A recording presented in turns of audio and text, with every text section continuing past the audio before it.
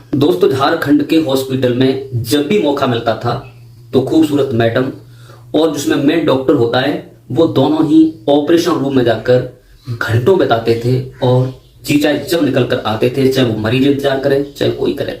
लेकिन एक दिन उनके साथ जो भी होता है वो आपने कल्पना नहीं की होगी कि वो खूबसूरत मैडम और जो डॉक्टर साहब होते हैं एक दिन एक पेशेंट उन्हें रंगे हाथों पकड़ लेता है, फिर उनको और उनके साथ जो भी होता है वो आपने कल्पना नहीं की होगी।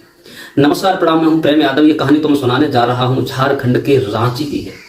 एक स्वास्थ्य समुदाय केंद्र जो हॉस्पिटल होता है, छोटा होता है, उसी में एक डॉक्टर होते हैं जिसका नाम होता है सौरभ, और जो डॉक्टर भी होती है, मैडम होती है, उसका नाम कविता होता है। कविता की उम्र लगभग 32 वर्ष होती है और डॉक्टर की उम्र लगभग 38 के करीब होती है। दोनों एक ही में पोस्टिंग थी, दोनों ही सुबह अपनी ड्यूटी पर जाया करते थे और वो देहात का हॉस्पिटल था, गांव का हॉस्पिटल था। लोग आते थे और आने के बाद और थोड़ी बहुत दवाई लेते थे, फिर चले जाते थे। जब भी वो डॉक्टर और डॉक्टरनी को मौका मिलता था, कविता और सौरभ को, तो वो दोनों ही अपने एक दूसरे के साथ बातों को शेयर किया करते थे।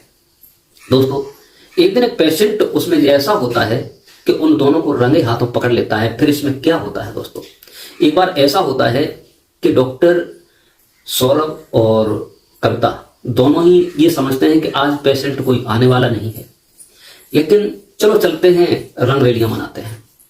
जब भी वो डॉक्टर अंदर चला जाता है, डॉक्टरनी पीछे से जाती है और गेट बंद कर लेते हैं। चारों तरफ खिड़कियां होती है, उसमें पर्दा लगाया हुआ होता है। लेकिन उन्हें इस चीज का नहीं मालूम था कि आज हमें कोई रंगे हाथों पकड़ने वाला है या नहीं पकड़ने वाला है, क्या होने वाला है क्या नहीं होने वाला है। दोस्तों, जैसे ही वो डॉक्टर और वो मैडम जाते हैं, तभी दो लड़के होते हैं, युवा, वो बहुत पहले से इनकी निगरानी में रहते थे और वो उसी समय पहुंच जाते हैं और जाकर वहां खोजबीन करते हैं कि डॉक्टर कहाँ है, ऑफिस खाली है। अब वो चारों तरफ रूम देखते हैं, तो जो रूम था जिसमें ऑपरेशन हुआ करते थे, जिनके पैर में चोट लग जाती थी, किसके घाव हो जाता था, पैर फट जाता था, तो उसमें जाते हैं। वहां जाकर दोनों ही अपनी रंगरेलियां मना रहे होते हैं।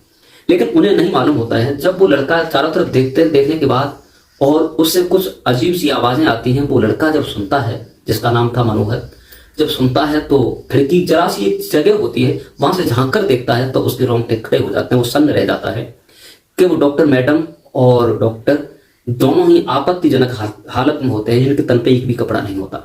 लेकिन लड़का कुछ नहीं कहता, बाहर आकर बैठ जाता है। थोड़ी देर के बाद, लगभग आध पौन घंटा के बाद, दोनों ही निकल कर आते हैं, ऑफिस में आ जाते हैं। थोड़ी देर के बाद वो लड़का भी आता है, उसका साथी भी आता है। उनसे पूछता है कि सर, हम कब से बैठे हैं, आप कहाँ गए थे? तो वो बात को फेंक देते हैं और कहते हैं कि हम लंच करने गए थे। लो, और वो थोड़ा आराम कर रहे थे, मुझे नहीं मालूम था। बोले कोई बात नहीं है, मुझे बुखार है, दवाई दे दो। जब वो देखते हैं तो बुखार तो कुछ है नहीं, थोड़ी दवा ले जाइए। लेकिन वो लड़का जो होता है मनोहर, वो किसी को ये बात नहीं बताता है कि दोनों क्या करते हैं क्या नहीं करते हैं। उसने सोचा हो सकता है कि ये एक दूसरे के रिलेशन में हो, किसी के बीच में रोड़ा भी नहीं बनना चाहिए। वो लड़का तो चला जाता है, लेकिन डॉक्टर और कविता वो समझते नहीं है कि आज हमारी चोरी पकड़ी जा चुकी है। और वो लड़का जो होता है मनचला होता है और उसी छोटी सी जगह से उनका वीडियो बना लेता है। वो अपने दोस्तों को भी नहीं बताता और वो लड़का मनचला था, वो चला जाता है। 3-4 दिन के बाद जब डॉक्टर अकस्मात नहीं आते हैं, तब वो लड़का उनकी फ्राक में था और डॉक्टरनी के पास लंच के टाइम आ जाता है। आने के बाद बात करता है कि आज डॉक्टर साहब नहीं आए, कैसे समय कटेगा? बोले, आप क्या मुझे समझते हो, कोई हम धंधे वाले हैं? कहने का मतलब वो कविता 50 बातें उस लड़की से कहना शुरू कर देती है। जब 50 बातें कहती है तो लड़का कहता है, थोड़ा खामोश रहिएगा, इतना चिल्लाइएगा मत, क्या है क्या नहीं, आप क्यों चिल्ला रही हो?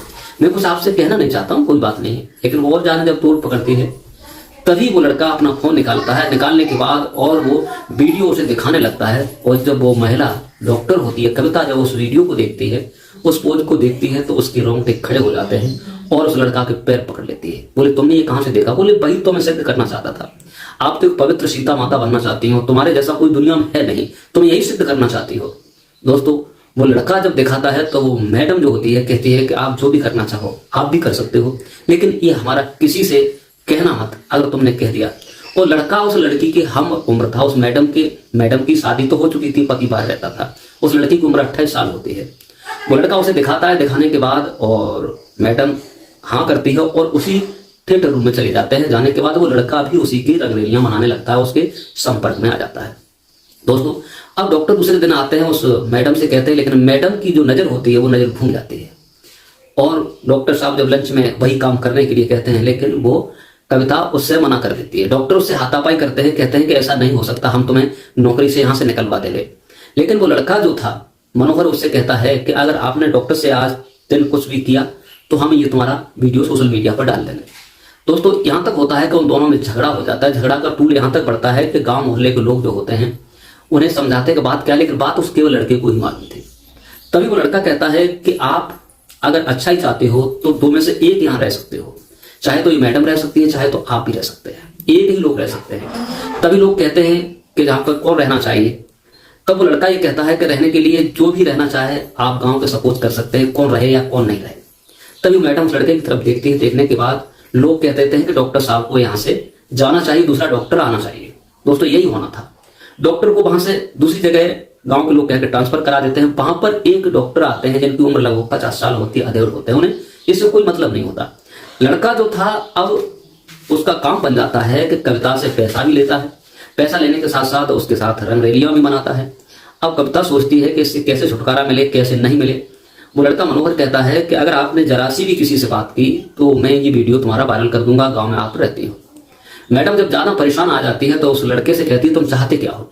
बोले हम ये चाहते हैं कि मुझे 1 लाख रुपए की आवश्यकता है, मुझे 1 लाख रुपए दे दो और आप यहां से ट्रांसफर करा कर चली जाओगे, तभी तुम्हारी जान बच सकती है। वो मैडम उसके पैर पकड़ लेती है। बोले तुमने हमारी जिंदगी के साथ खेला है और मुझे इतना माफ कर दीजिए। लेकिन लड़का थोड़ा समझदार था। वो कहता है अगर ऐसी बात है तो आज के अलावा तुम्हारा पति है, तुम अपने पति को छोड़कर के ये रंगरेलियां मना रही हो। क्या तुम्हारा पति तुम्हारा नपुंसक है? क्या तुम्हें नहीं जानता है? आज से कसम खाओ कि आज के अलावा हम किसी भी पुरुष के साथ ऐसा नहीं करेंगे। तब वो कसम खाती है। वो लड़का कहता है कि आज आप यहीं आया करेंगे ड्यूटी पर, और आज के अलावा अब मेरी शादी होने वाली है और मेरी शादी में आपको आना पड़ेगा। उस लड़का उसे कसम खिलाता है, पैसे नहीं लेता। लड़के की शादी हो जाती है। मैडम जो होती है वो सुरक्षित रहती हैं और उस लड़का को धन्यवाद देती हैं। और लड़का कहता है कि गंदी महिला होती है वो गंदा ही चरित्र फैलाती है। दोस्तों कहने का मतलब यह है कि उस लड़का ने ये काम सही किया, उसे इस चंगुल से छुड़ा दिया और वो महिला आज दिन तक उसी हॉस्पिटल में काम करती है। दोस्तों ये थी कहानी जो हमने तुम्हें सुनाई है। कविता ने जो भी किया उस लड़के ने उसके साथ किया।